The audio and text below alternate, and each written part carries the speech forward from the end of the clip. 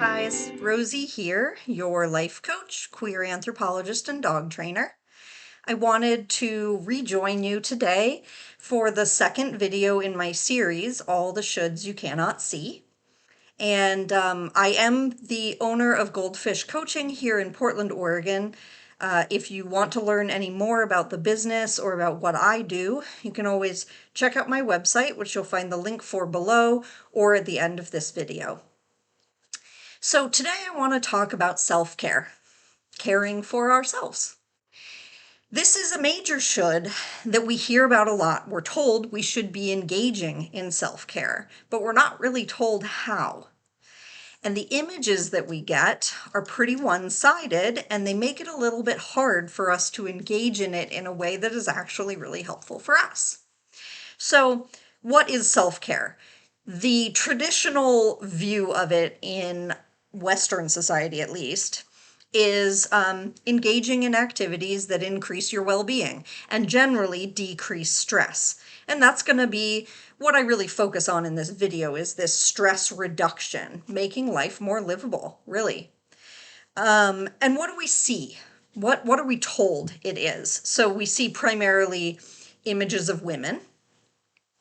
We see them getting massages and facials, manicures and pedicures. We see them soaking in tubs, fancy hot springs at expensive hotels, going on retreats, going to classes for yoga or meditation or what have you, and getting out of doors, hiking, camping, kayaking, etc. So what is inherently wrong with this vision of self-care? All of those things are fine in themselves. I love a massage as much as the next person. But there's some pretty big holes when it is our entire view of what caring for ourselves should be. So the first one is, all of the things I just named, they require a lot of time and a lot of money. And I don't think there's a single place on earth, maybe Dubai, I'm not sure, but where the majority of the people in the society could afford to take the time and money to regularly engage in those behaviors as a way to counteract the stress in their lives. So number two, these are pretty site-specific. They're location-specific activities. There are many, many places that people live where they don't have access to, say, a massage parlor. There are many places where you would have to drive for a long time to access free natural spaces. So, and not to mention the cost of the equipment to access those spaces in any way other than just like walking in them, which is also lovely. But if you do want to go mountain biking or kayaking, you have to sink a fair amount of money into that, right? Third,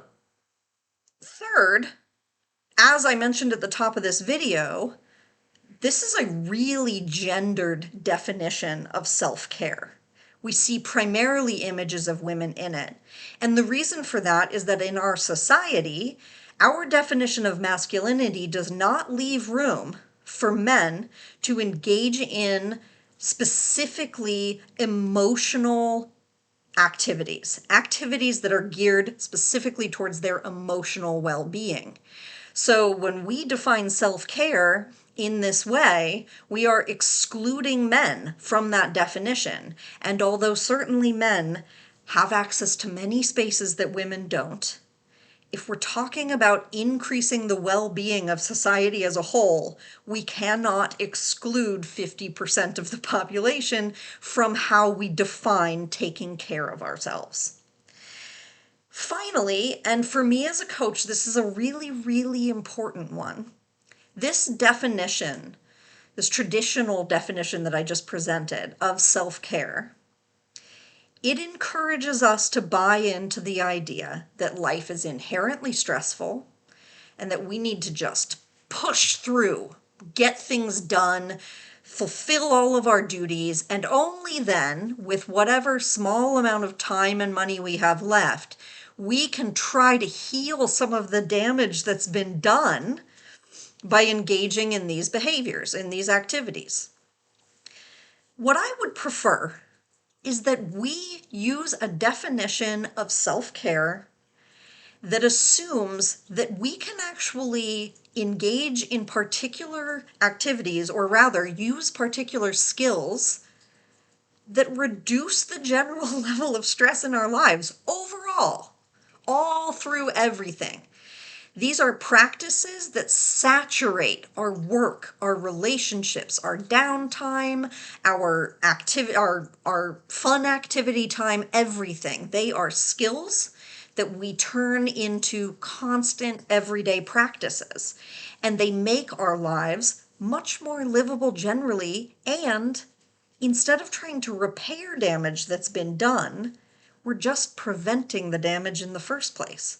So we know from a proliferation of studies that have come out in recent years that the effects of stress are not only extremely strong in the body, but also that we can't undo them very easily. Skipping 3 nights of sleep and then sleeping for a full night, even if you might feel rested after that full night, the damage to your body has already been done. Going and getting a massage may mean that your muscles are looser, but you still have those high levels of stress hormones pumping through your body and doing damage. We know that stress hormones create inflammation. We know that they increase mental health problems. And we know that they increase the likelihood and severity of a ton of other health problems, although things like autoimmune disorders, which we think this might be involved with, haven't been studied quite to the extent that we can say that that is really accurate information.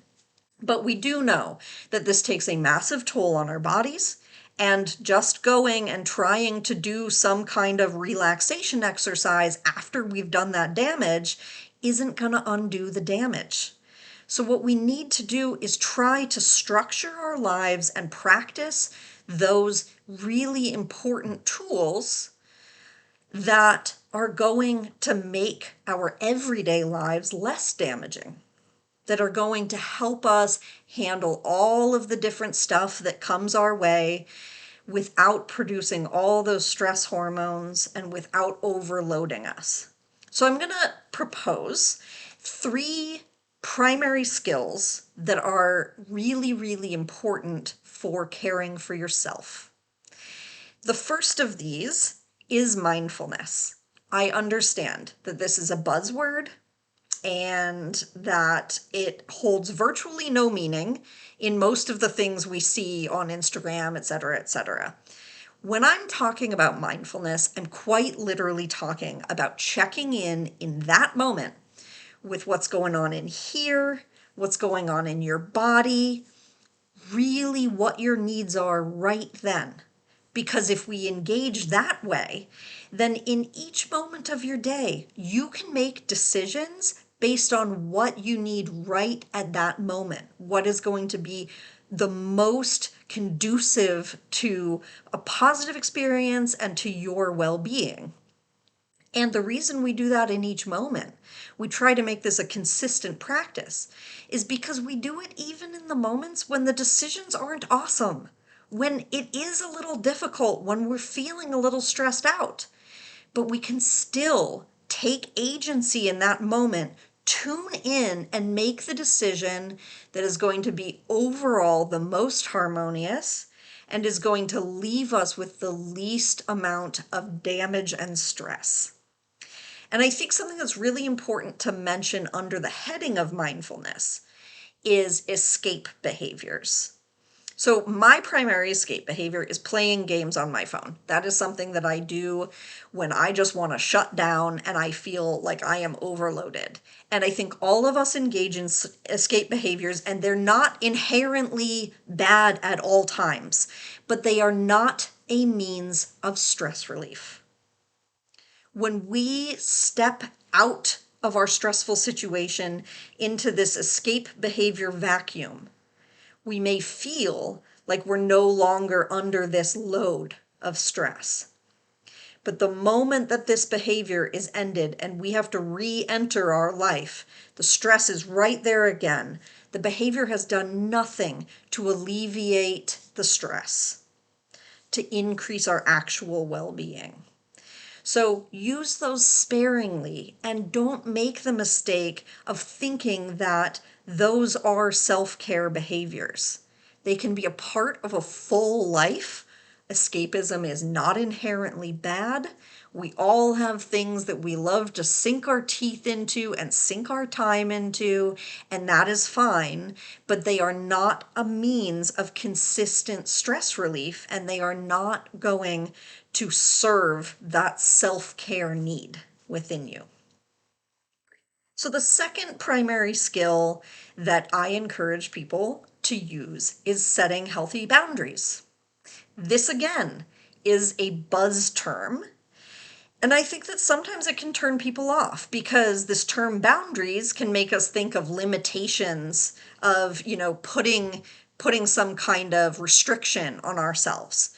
But when I talk about healthy boundaries, what I'm talking about is the way we make decisions that actually make it so that we can safely expand and explore in ways that maybe we wouldn't be able to do otherwise because we wouldn't feel safe to take those steps outside of our usual milieu.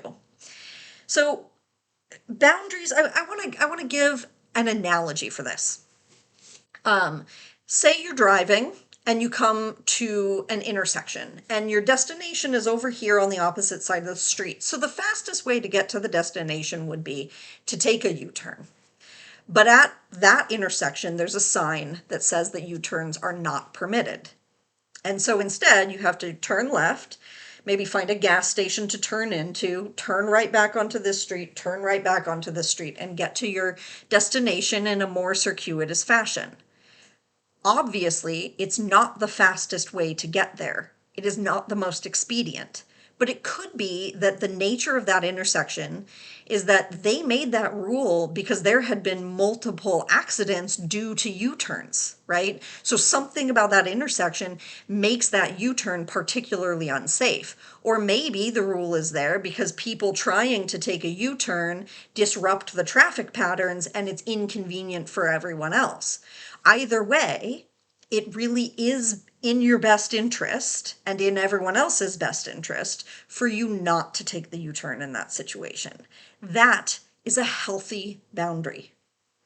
It may be that it restricts you to a certain extent in that situation. You can't just get straight to your destination, but instead it makes the situation safer and it still allows you to get to where you need to go.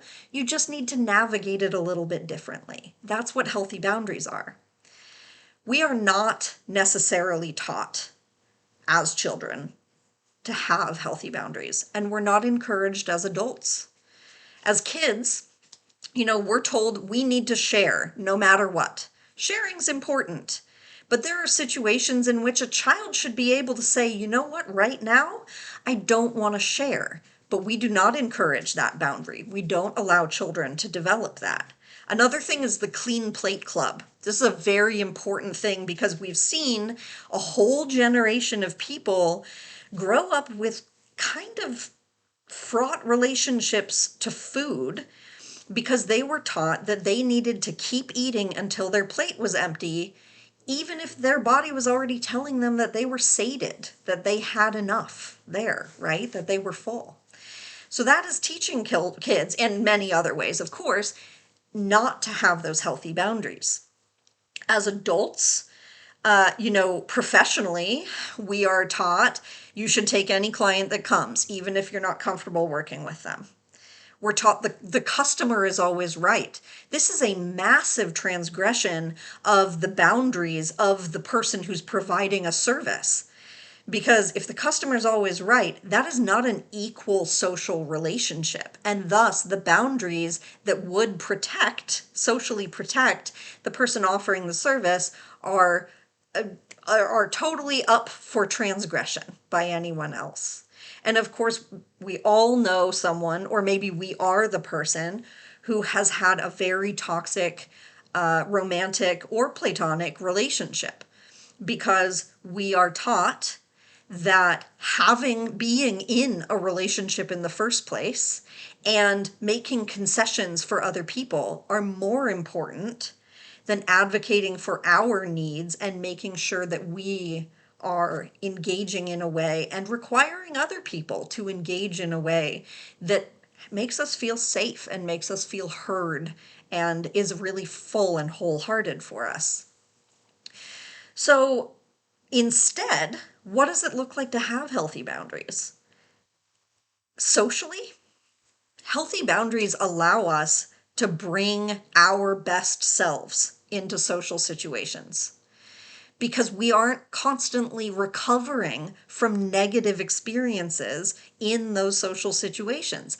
And we can be more experimental. We can put ourselves out there more.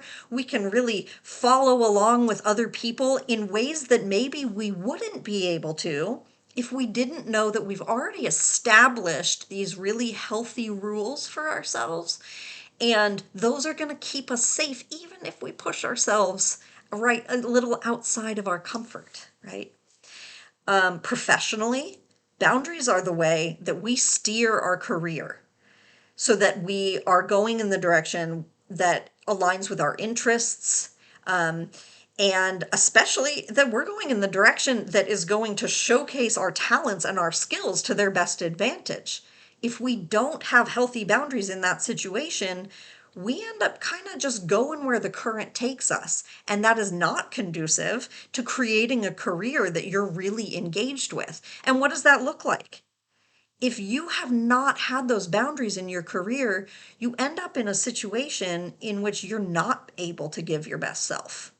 So that's not only not good for you because you're not feeling fulfilled, it's also not good for the people you work for. It's not good for the people you work with because your whole ability isn't being put into that work. So, healthy boundaries. And then the last of these tools that I want to talk about absolutely relies on healthy boundaries and absolutely relies on mindfulness as well. And that is exploration and taking safe risks. In order to take care of ourselves, we have to remember that we are not static beings.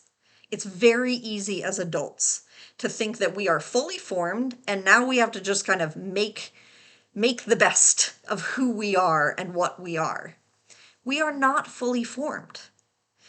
We run into situations every single day that change us, that create new thought patterns, that give us new ideas, and we may not realize it's happening, but it is absolutely happening. And we are also accruing baggage every single day of our lives that can absolutely affect us. So it's really, really important to remain aware of ourselves as changing and fluid beings. And the way that we do this is we get outside of our routine and we step outside of our assumptions about ourselves. So we take some risks. This might mean, putting yourself in a situation that you wouldn't normally be in. I don't mean an unsafe situation. I just mean any kind of situation. It might mean engaging in a relationship that you feel like is not what you would usually do, but you're curious and you want to explore it. In any way, it is about fostering curiosity and bravery.